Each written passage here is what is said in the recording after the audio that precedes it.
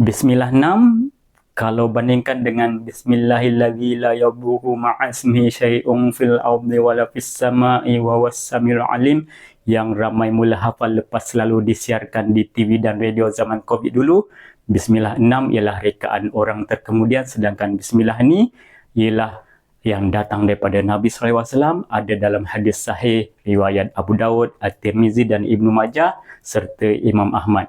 Maka dahulukan yang datang daripada Nabi SAW lebih utama. Bahkan ia disebut fadilatnya mencakupi keselamatan daripada bahaya dari pagi hingga petang dan petang hingga pagi bila kita amal 3 kali setiap pagi dan petang.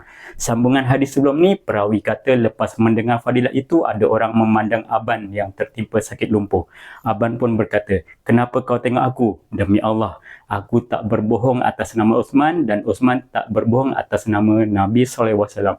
Tapi pada hari ketika aku tertimpa penyakit itu, aku sedang marah hingga aku lupa membacanya."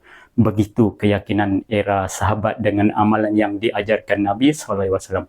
Jadi jom amalkan dengan yakin, Allah jaga keselamatan kita. Amalan macam ni sebenarnya ada banyak lagi. Saya dah bukukan dalam e-book, jemput dapatkan dan amalkan. Jemput kongsikan video ini agar lebih ramai dapat manfaatnya.